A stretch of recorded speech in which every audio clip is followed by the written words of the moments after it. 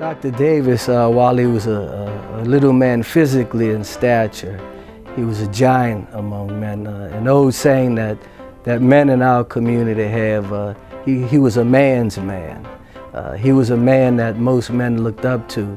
He was open and willing to do whatever he could to help anyone without any expectation of anything in return. And that was a lesson in itself. He taught me through the experiences that he had over the many years that he was here, how to continue to just be a warrior and go out there and do what needs to be done to bring about change in our community, positive change. Dr. Davis showed responsibility. He showed a depth and a breadth of responsibility that he was not only responsible for his family and for his life, but he was responsible for his community. He was responsible for his fellow man. He was responsible and took responsibility for things going the right way because he was involved. He loved life, and I think he lived life well and lived it to the fullest every day as much as he could. 3 words that describe Dr. Davis. 3 words I can give you that describe Dr. Davis are Intelligent, dependable, humorous, courage, integrity, and determination. So I call it the 3 C's: caring, commitment, and compassion. And everything that he did, he epitomized those 3 things. integrity, leadership. Those are the 3 words I would say that describe Dr. Davis. A gentleman. And I know it doesn't sound like a lot, but it really encompasses a lot. and knowledgeable. In the early 1990s at our church, which is Central Congregational United Church of Christ on Bienville Street, he started what he called first it was the Scout Troop, because he had been a Scout, Boy Scout since his early days, Cub Scout, and then up to Boy Scout and Eagle Scout level. And he wanted to offer that program to youngsters, and so they started the Cub Scout Troop, and Boy Scout Troop 131 was his old troop number, and he wanted to resurrect that number. But he thought, well, maybe we can get some of the kids who are at risk, and we'll call it the Good Gang. The word gang had negative connotations, but he felt, well, we'll call them the Good Gang, and we'll incorporate some of the scouting principles and guidelines into activities for them as well. And there have been a few members who were youngsters in the Good Gang who then were influenced to go on to college. And I think 1 or 2 actually then became Omega fraternity brothers. And that was Dr. Davis.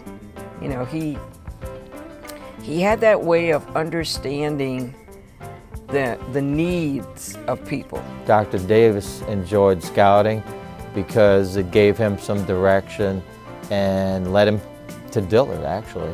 I met Mr. Joseph W. Davis a few days after arriving on campus. He met me on the way to football practice and said, I understand you're one of the new freshmen who was going to play football. I said, yes. He said, well, let me tell you, don't be like some of those football players. They don't feel they have to study. But if you study, work hard, and stay out of trouble, then you grow up and be tall, dark, and handsome like me. And I was 6'3", looking down on Davis at 5'4", 5. It was interesting, and at that point, I knew he would be nice to you now. Constant striving to improve and to do better, to do something constructive with your life. And I think that worked well with the Christian principles that he had learned as a youngster, with the scouting principles that he'd learned, with his fraternity principles that he had learned. All of that was a support system for him, and he felt that he needed to provide some of that same support to other young people, and particularly young black men. And so I always admired that about him, that he was constantly trying to improve things. Dr. Davis influenced my life in many ways. In one way, he taught me how important it is to maintain a close relationship, a spiritual relationship with Jesus Christ. And secondly, he taught me the importance of family, encouraging and developing good family relationships. Thirdly, he also taught me how important it is to give back to the community. And fourthly, he also taught me, don't let age hinder you in your progress in life and meeting your goals. Well, I would like to say personally to Faye and to her daughter that we appreciated so much all of the things that your father did. And over the years, having been in several organizations with him, you are aware of many of the things, but I don't know if anyone has thanked you and your daughter for sharing Dr. Davis with us for many, many years. In my case, it's more than 64 years that I knew your dad. And even though I was away for 19 years, we picked up just where we left off when I returned in 1998. So thank you for your father, Joseph W. Davis. I tell him that he really left a mark on this world, you know, and it's through his travels, because he was a well-traveled man. If you had the occasion to speak to him, you had an occasion to speak to a man of greatness. Congratulations, Dr. Davis, as a recipient of the Billy Ray Hobley Scholarship Award. And to Faye, I know that you will continue his legacy in our community. I met you and everyone involved in the church through Dr. Davis, and you guys all part of my life now, and you're in my heart. Well, I would like to extend my congratulations to Faye for sharing her family, especially her father, with the city of New Orleans.